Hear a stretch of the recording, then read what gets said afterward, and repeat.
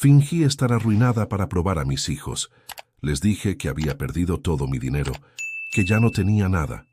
Ellos llegaron a mi casa con caras serias y en lugar de abrazarme, me dijeron que ya no podían ayudarme más. Pensé que me iban a apoyar. Me equivoqué. Al día siguiente compré la mansión justo enfrente de su casa. Cuando me vieron salir del auto de lujo, sus caras se quedaron blancas. Pero antes de entrar en la historia, apóyanos dándole like y suscribiéndote ahora mismo. También quiero saludarlos. Déjenme en los comentarios su nombre, su ciudad, ideas, gracias. Todo empezó hace 3 meses, cuando decidí hacer algo que nunca pensé que haría. Yo, Beatriz Hernández, una mujer de 65 años, que había trabajado toda su vida, que había construido un imperio desde cero, decidí fingir que lo había perdido todo. Quería ver qué pasaba. Quería saber si mis hijos me amaban a mí, o solo amaban mi dinero. Vivía en una casa grande en Polanco, Ciudad de México. Era una casa hermosa, con jardines amplios, fuentes de agua y habitaciones que ni siquiera usaba. Tenía 3 autos en el garaje, todos de lujo.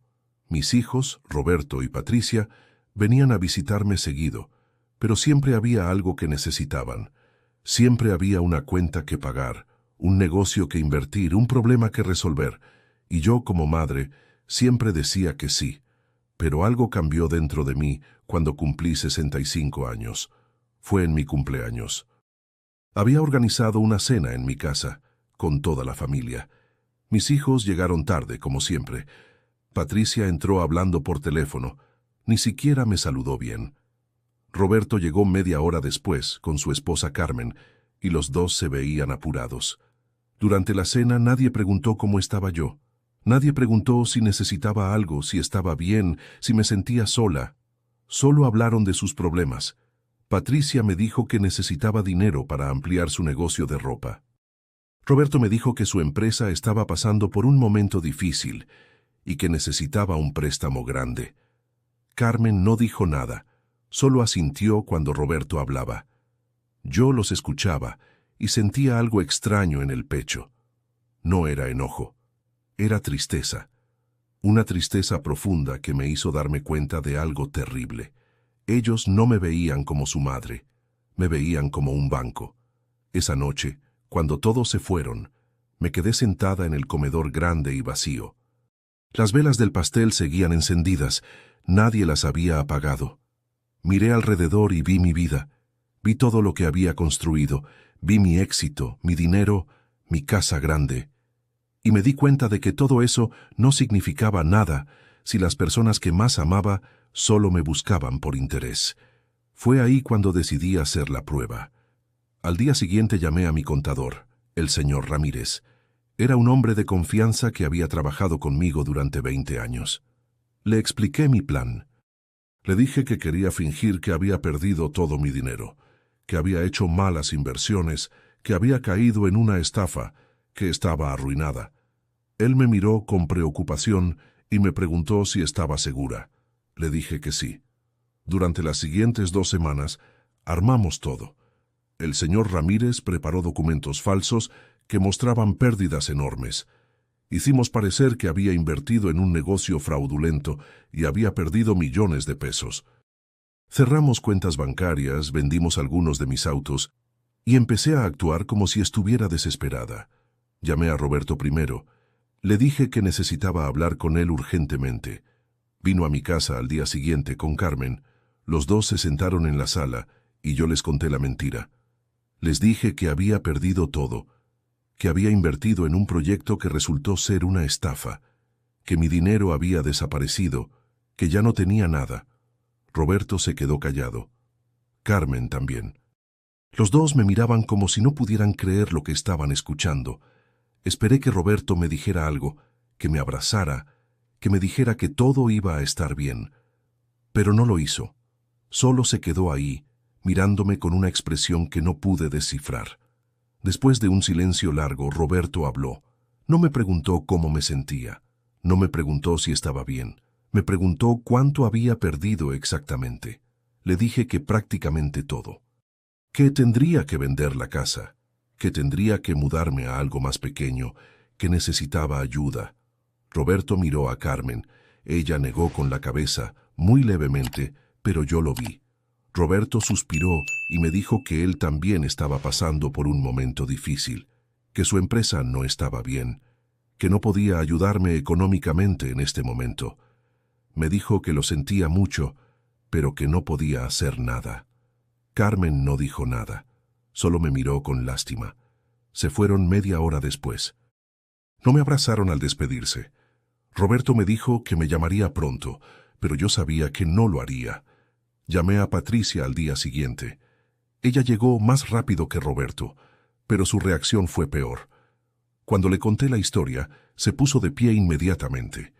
Me dijo que no podía creerlo, que cómo había sido tan tonta, que cómo había podido perder todo así.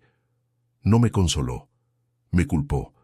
Le dije que necesitaba ayuda, que necesitaba un lugar donde quedarme mientras vendía la casa.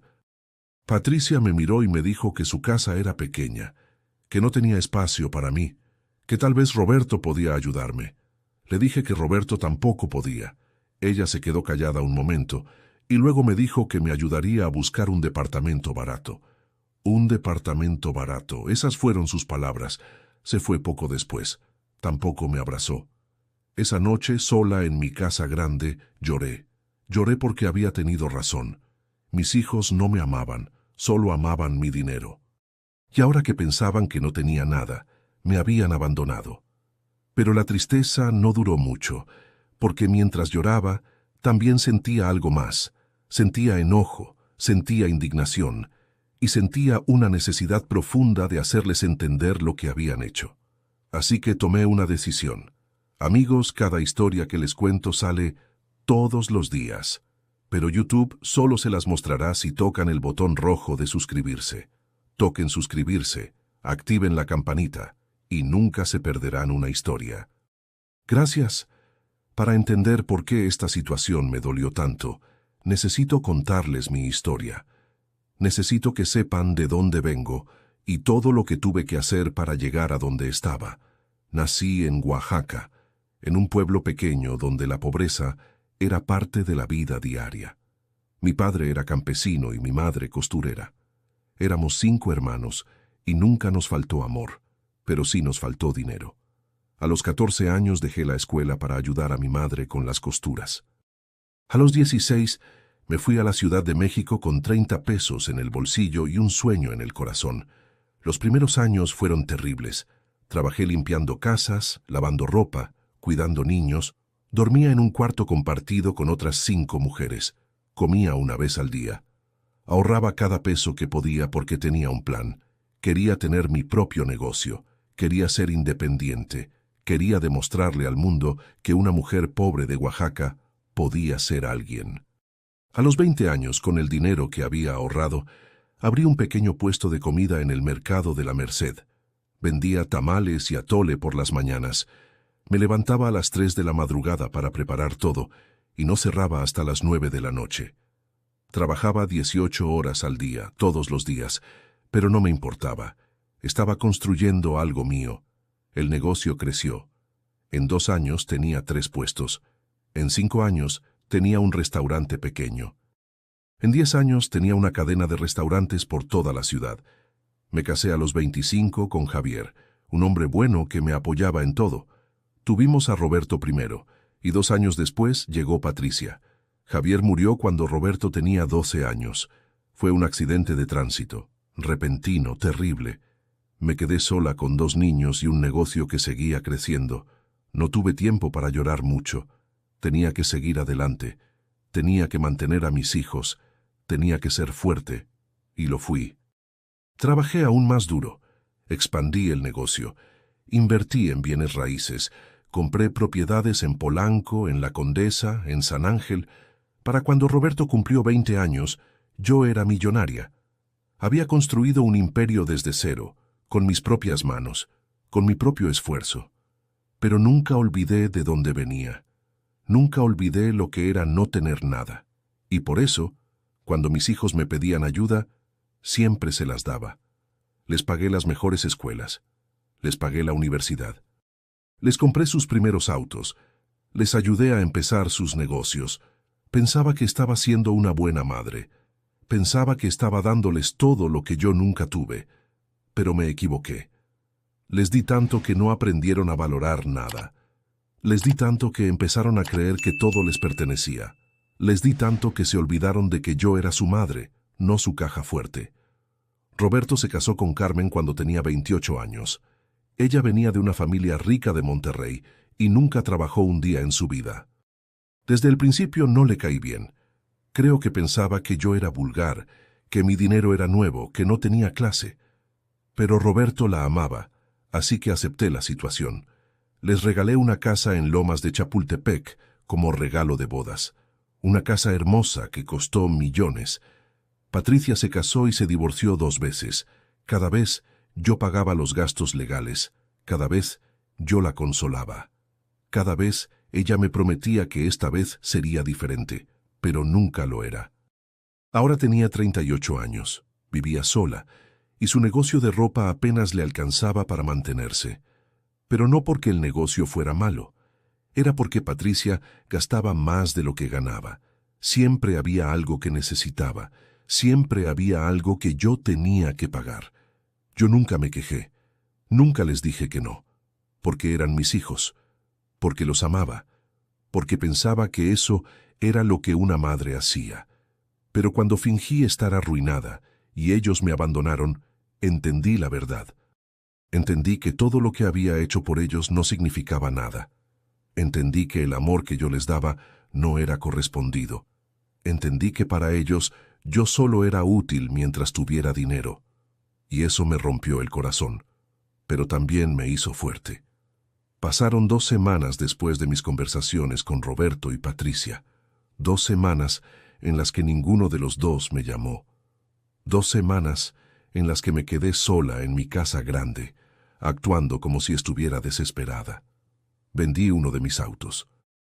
Contraté a un abogado para empezar el proceso de venta de la casa. Hice todo convincente. Y en esas 2 semanas, ninguno de mis hijos apareció. Ninguno me preguntó si estaba bien. Ninguno me ofreció ayuda. Fue entonces cuando vi la oportunidad perfecta. Una tarde, mientras revisaba propiedades en Internet, vi que la casa justo enfrente de la casa de Roberto estaba en venta. Era una mansión enorme, más grande que la de él. Tenía jardines espectaculares, piscina, cancha de tenis. Y el precio era alto, pero yo podía pagarlo sin problemas. Sonreí. Era perfecto. Era demasiado perfecto. Llamé a mi abogado y le dije que quería comprar esa casa inmediatamente. Él me preguntó si estaba segura. Le dije que nunca había estado más segura de nada en mi vida. La compra se cerró en 1 semana. Pagué en efectivo. No necesité hipoteca. El dueño anterior estaba feliz de vender tan rápido. Y entonces empecé a planear mi gran revelación. Durante esas semanas de silencio, algo cambió dentro de mí. La tristeza se transformó en algo más frío, más calculado. Yo había pasado toda mi vida dándoles todo a mis hijos, y ellos me habían demostrado que solo me querían por mi dinero. Ahora iba a enseñarles una lección que nunca olvidarían. Contraté a una empresa de mudanzas de lujo. Les dije que quería que todo se hiciera en un día. Que quería que mis cosas salieran de la casa de Polanco y entraran a la mansión nueva sin que nadie pudiera adelantarse. El gerente me miró extrañado, pero aceptó. Le pagué extra para que hicieran el trabajo rápido y eficiente. También compré muebles nuevos, todo de diseñador, sofás italianos, mesas de mármol, lámparas de cristal. Contraté a un decorador para que la casa quedara espectacular. Quería que cuando Roberto y Carmen me vieran, no tuvieran ninguna duda de que yo nunca había estado arruinada. Quería que supieran que todo había sido una prueba que habían fallado miserablemente. El día de la mudanza llegó. Era un sábado por la mañana. Sabía que Roberto y Carmen estarían en casa porque los sábados nunca salían temprano. Eran flojos. Siempre dormían hasta tarde. Los camiones de mudanza llegaron a las 9 de la mañana. 3 camiones enormes, llenos de mis cosas y de los muebles nuevos. Los trabajadores empezaron a descargar todo con eficiencia militar. Yo llegué media hora después. en un Mercedes nuevo que había comprado la semana anterior. Negro, elegante, con asientos de cuero y acabados cromados. Era el tipo de auto que hacía que la gente volteara a ver. Me estacioné justo enfrente de la casa de Roberto. Bajé del auto con calma, con la cabeza en alto. Llevaba un vestido azul marino, tacones y lentes de sol grandes. Me sentía poderosa, me sentía vengativa, me sentía justa. Vi movimiento en la ventana de la sala de Roberto. Alguien había visto los camiones. Alguien estaba observando. Sonreí para mis adentros. Entré a mi casa nueva y empecé a supervisar la mudanza. Los trabajadores eran rápidos y cuidadosos. En 2 horas, la mitad de mis cosas ya estaban adentro. La casa se estaba transformando en mi nuevo hogar. Un hogar que estaba a menos de 50 metros de la casa de mi hijo. Un hogar desde el cual podría verlos todos los días. Un hogar que les recordaría constantemente lo que habían hecho. A las 11 de la mañana, vi que la puerta de la casa de Roberto se abría. Él salió seguido de Carmen. Los dos se quedaron parados en su entrada, mirando los camiones, mirando mi auto, mirando la mansión. Podía ver sus caras de confusión desde donde estaba. No salí a saludarlos. Dejé que se preguntaran qué estaba pasando.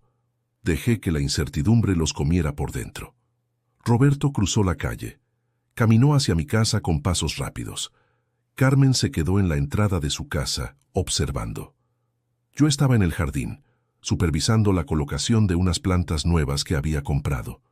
Cuando vi a Roberto acercarse, me quité los lentes de sol y lo miré directamente.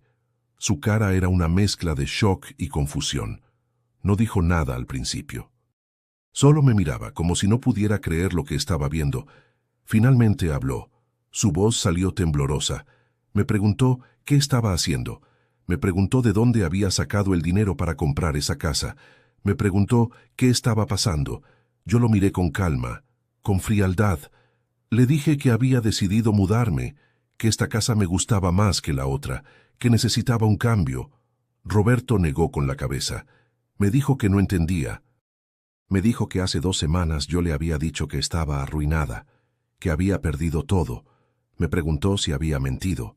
Le dije que sí. Le dije que había mentido, que nunca había perdido nada, que todo había sido una prueba. La cara de Roberto cambió. El shock se convirtió en algo más oscuro, en enojo. Me preguntó por qué había hecho eso, por qué le había mentido. Me dijo que lo había preocupado, que había estado pensando en cómo ayudarme.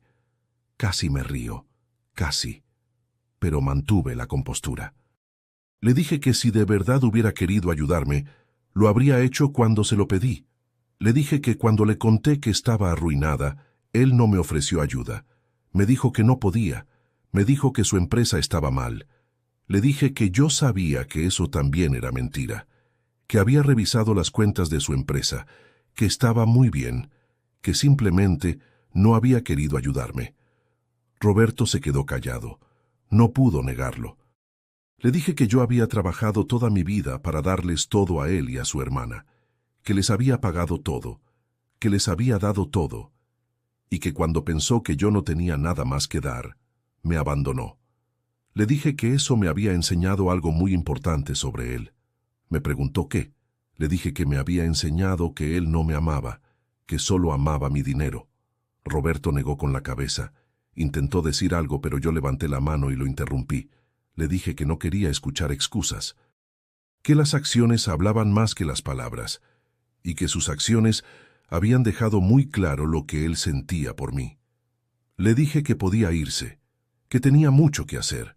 Roberto se quedó ahí, parado, mirándome. Vi dolor en sus ojos, vi vergüenza, pero también vi enojo. Enojo porque lo había expuesto, enojo porque ahora sabía que yo sabía la verdad. Se dio vuelta y caminó de regreso a su casa. Carmen seguía en la entrada, observando. Cuando Roberto llegó a su lado, los dos entraron y cerraron la puerta. Yo volví a ponerme los lentes de sol y continué supervisando la mudanza. Esa noche, cuando todo estaba en su lugar, me senté en mi sala nueva. Era una sala enorme, con ventanales que daban directo a la casa de Roberto. Podía ver su sala desde la mía, podía ver sus luces encendidas, podía imaginarlos ahí dentro, hablando de lo que había pasado, tratando de entender. Me serví una copa de vino y brindé sola. Brindé por mi nueva casa, brindé por mi nueva vida, brindé por la verdad que ahora conocía sobre mis hijos. Pero la historia no terminó ahí. Si quieren saber cómo termina esta historia y conocer muchas más, denle al botón rojo de suscribirse. Es gratis y me ayuda muchísimo. Pasó una semana antes de que Patricia se enterara. Roberto no le había dicho nada. Típico de él. Siempre fue cobarde para enfrentar situaciones incómodas. Patricia llegó un jueves por la tarde. Tocó el timbre de mi casa nueva con insistencia. Yo estaba en el jardín tomando té y leyendo un libro. Le dije a mi empleada nueva que la dejara pasar. Patricia entró al jardín como un huracán. Estaba furiosa. Su cara estaba roja y sus ojos brillaban con rabia. No me saludó, solo empezó a gritarme. Me preguntó si era verdad. Me preguntó si realmente había mentido sobre estar arruinada. Me dijo que Roberto le había contado todo, que no podía creer que yo hubiera hecho algo así, que cómo me había atrevido a mentirles de esa manera. Dejé que terminara su berrinche. Tomé un sorbo de mi té y la miré con calma. Cuando finalmente se quedó callada, esperando mi respuesta, le dije que sí, que era verdad, que había mentido, que había sido una prueba. Patricia se rió. Fue una risa amarga, sarcástica. Me dijo que yo estaba loca, que qué tipo de madre hacía eso, que cómo podía jugar con los sentimientos de sus hijos de esa manera. Le dije que qué tipo de hijos abandonaban a su madre cuando pensaban que no tenía dinero, que qué tipo de hija le decía a su madre que buscara un departamento barato cuando necesitaba ayuda. Patricia se quedó callada. Intentó decir algo, pero yo no la dejé. Le dije que durante toda mi vida había estado ahí para ella. Cuando se divorció la primera vez, yo le pagué todo. Cuando se divorció la segunda vez, yo le pagué todo. Cuando su negocio casi quebró hace 3 años, yo invertí dinero para salvarlo. Le dije que cada vez que necesitó algo, yo se lo di sin dudar. Le pregunté qué había hecho ella por mí. Le pregunté cuándo fue la última vez que me llamó solo para saber cómo estaba. Le pregunté cuándo fue la última vez que me visitó sin pedirme dinero. Patricia no pudo responder, porque sabía que yo tenía razón. Le dije que la prueba no había sido cruel, había sido necesaria, porque me había enseñado la verdad. Me había enseñado que mis hijos solo me querían por mi dinero, y ahora que lo sabía, podía tomar decisiones informadas sobre mi futuro. Patricia me preguntó qué quería decir con eso. Le dije que significaba que las cosas iban a cambiar, que ya no iba a ser la madre que resuelve todos sus problemas, que ya no iba a ser su caja fuerte personal, que a partir de ahora, si querían algo de mí, tendrían que ganárselo, con acciones, con amor verdadero, no con palabras vacías. Patricia se quedó ahí, mirándome con una mezcla de shock y rabia. Me dijo que yo era una mala madre, que había arruinado su relación con ella, que nunca me perdonaría. Le dije que estaba bien, que podía irse si quería, que la puerta estaba abierta. Patricia se dio vuelta y salió de mi casa sin decir nada más. La vi alejarse por el jardín, con pasos furiosos. Cuando se fue, volví a mi libro y a mi té. No me sentí mal, me sentí liberada, porque por primera vez en mi vida había puesto límites. Había dejado de ser la madre que daba todo sin recibir nada a cambio. Había dejado de ser la mujer que se sacrificaba por hijos que no valoraban su sacrificio. Los días siguientes fueron extraños. Roberto y Carmen me evitaban. Cuando salían de su casa y me veían en el jardín, desviaban la mirada y se apuraban para entrar a su auto. Cuando regresaban, hacían lo mismo. Era como si yo no existiera. Patricia no volvió a llamarme, no volvió a visitarme. Era como si hubiera decidido borrarme de su vida. Y yo dejé que lo hicieran, porque sabía que eventualmente volverían, siempre volvían, porque siempre necesitaban algo, y tenía razón. Un mes después, Roberto tocó mi puerta. Era media tarde, un domingo. Yo estaba viendo televisión en la sala. Le dije a mi empleada que lo dejara pasar. Roberto entró con la cabeza baja. Se veía avergonzado, se veía arrepentido. Se sentó enfrente de mí y se quedó callado por un momento largo. Finalmente, habló. Me dijo que lo sentía. Me dijo que había pensado mucho en lo que había pasado. Me dijo que yo tenía razón, que él había sido un mal hijo, que no había estado ahí para mí cuando lo necesité. Lo escuché en silencio. No interrumpí. No dije nada. Roberto continuó. Me dijo que quería arreglar las cosas, que quería ser un mejor hijo. Me preguntó si podíamos empezar de nuevo. Lo miré a los ojos. Vi sinceridad ahí, pero también vi miedo. Miedo de perder acceso a mi dinero. Miedo de que yo cambiara mi testamento. Miedo de que su hermana se quedara con todo. Le dije que apreciaba su disculpa, pero que las disculpas no eran suficientes. Le dije que si realmente quería ser un mejor hijo, tendría que demostrarlo, con acciones, durante meses, durante años. Le dije que tendría que reconstruir mi confianza desde cero. Roberto asintió. Me dijo que entendía. Me dijo que lo haría. Le dije que lo estaría observando, que estaría viendo si sus acciones correspondían con sus palabras. Roberto se fue poco después, pero antes de irse, me abrazó. Fue un abrazo incómodo, torpe, pero fue un abrazo, y hacía mucho tiempo que no me abrazaba. Cuando se fue, me quedé sentada en la sala, pensando en si realmente había cambiado, pensando en si realmente iba a ser diferente esta vez. Solo el tiempo lo diría. Los meses que siguieron fueron reveladores. Roberto empezó a visitarme más seguido. Al principio venía una vez por semana, luego 2 veces. No me pedía dinero, solo venía a platicar. Me preguntaba cómo estaba, me contaba sobre su día. Era extraño. Era como si estuviera conociéndolo por primera vez. Carmen no venía con él. Cuando le pregunté por qué, me dijo que ella seguía molesta, que pensaba que yo había sido muy dura con ellos. Le dije que no me importaba lo que ella pensara, que si ella no quería verme, estaba bien. Roberto no dijo nada más sobre el tema. Patricia fue más difícil. No vino a verme durante 2 meses. No llamó. No escribió. Era como si hubiera decidido que yo no existía. Yo dejé que el tiempo pasara. No iba a rogarle que volviera. Si quería estar en mi vida, tendría que tomar esa decisión ella misma. Finalmente, una tarde apareció. Tocó el timbre sin avisar. Cuando la vi en la puerta, me sorprendí. Se veía cansada, se veía más delgada, se veía triste. La invité a pasar. Nos sentamos en la sala, en silencio. Ninguna de las dos sabía qué decir. Finalmente Patricia habló. Me dijo que lo sentía. Me dijo que había estado pensando mucho, que se había dado cuenta de que yo tenía razón, que ella había sido una mala hija, que solo me buscaba cuando necesitaba algo. Me dijo que quería cambiar, que quería ser mejor. La escuché y vi lágrimas en sus ojos. Eran lágrimas reales. No eran lágrimas manipuladoras, eran lágrimas de vergüenza, de arrepentimiento, de dolor. Le dije que la perdonaba, pero que el perdón no borraba lo que había pasado. Le dije que si realmente quería cambiar, tendría que demostrarlo. Como Roberto, con acciones. Patricia asintió. Me dijo que lo haría. Me dijo que quería recuperar nuestra relación, que quería que fuéramos madre e hija de nuevo, no solo proveedora y beneficiaria. Le dije que yo también quería eso.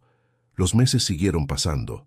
Roberto y Patricia empezaron a visitarme regularmente. Ya no me pedían dinero. Ya no venían con problemas que yo tenía que resolver. Venían solo para estar conmigo, para platicar, para pasar tiempo juntos. Celebramos mi cumpleaños juntos. Esta vez fue diferente. Esta vez llegaron temprano. Esta vez preguntaron cómo estaba. Esta vez me dieron regalos que no eran caros, pero eran significativos. Roberto me regaló un álbum de fotos con recuerdos de cuando eran niños.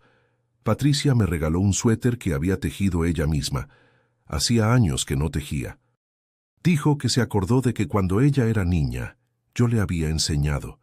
Lloré esa noche, pero no de tristeza, de alivio. porque me di cuenta de que la prueba había funcionado. Les había enseñado una lección que necesitaban aprender. Les había mostrado que el amor no se compra con dinero, que las relaciones no se mantienen con pagos, que ser familia significa estar ahí en los momentos buenos y en los malos. Pero no todo fue perfecto. Carmen nunca volvió a hablarme. Roberto me dijo que ella pensaba que yo era manipuladora, que había jugado con ellos. Le dije que si ella pensaba eso, estaba bien, que yo no necesitaba su aprobación. También hubo momentos en los que dudé, momentos en los que me preguntaba si había hecho lo correcto, si había sido muy dura, si había arriesgado mi relación con mis hijos por una prueba. Pero luego recordaba la noche de mi cumpleaños, cuando todos me habían ignorado. Recordaba cuando Roberto me dijo que no podía ayudarme. Recordaba cuando Patricia me dijo que buscara un departamento barato. Y sabía que había hecho lo correcto, porque mis hijos necesitaban aprender, y yo necesitaba saber la verdad. Un día, 6 meses después de mudarme a la casa nueva, estaba en el jardín cuando Roberto llegó. No era su día de visita habitual, así que me sorprendió verlo. Se veía nervioso. Me dijo que necesitaba hablar conmigo sobre algo importante. Nos sentamos en el jardín y esperé a que hablara. Me dijo que había estado pensando mucho en lo que había pasado. Me dijo que se había dado cuenta de algo. Me dijo que durante toda su vida había dado por sentado que yo siempre estaría ahí, que siempre tendría dinero, que siempre resolvería sus problemas. Me dijo que nunca había apreciado todo lo que yo había hecho por él, todo lo que había sacrificado, todo lo que había trabajado. Me dijo que ahora entendía, que ahora valoraba todo eso y que quería agradecerme, pero no con palabras. Con algo más. Sacó un sobre de su bolsillo. Me lo dio. Cuando lo abrí vi un cheque. Era por la cantidad exacta que yo le había prestado para su empresa hace 5 años. Un préstamo que él nunca mencionó devolver. Un préstamo que yo había dado por perdido. Le pregunté por qué estaba haciendo eso. Me dijo que porque quería demostrarme que había cambiado, que ya no era el hombre que solo tomaba y nunca daba. Me dijo que había vendido algunas inversiones para poder pagarme, que no había sido fácil, pero que era importante para él. Tomé el cheque y lo miré. No era el dinero lo que importaba, era el gesto, era la demostración de que realmente había entendido la lección. Le dije que estaba orgullosa de él, y por primera vez en mucho tiempo realmente lo estaba. Roberto sonrió. Fue una sonrisa genuina, cálida. Nos quedamos en el jardín, platicando, tomando café, y mientras hablábamos, miré la casa de enfrente, la casa donde él vivía, la casa que me recordaba constantemente lo que había pasado, y me di cuenta de que ya no sentía dolor cuando la veía, ya no sentía enojo, sentía algo diferente, sentía esperanza. Ha pasado 1 año desde que me mudé a esta casa. 1 año desde que fingí estar arruinada y probé a mis hijos. 1 año desde que todo cambió. Ahora, cuando miro hacia atrás, veo que esa decisión fue una de las más difíciles de mi vida, pero también fue una de las más necesarias. Porque me enseñó algo fundamental. No puedes comprar el amor. No puedes comprar la lealtad. No puedes comprar el respeto. Esas cosas se ganan, se construyen, se demuestran. Y mis hijos tuvieron que aprenderlo de la manera difícil. Roberto ahora es un hijo diferente. Viene a visitarme 2 veces por semana. Me llama solo para saber cómo estoy. Me invita a cenar a su casa.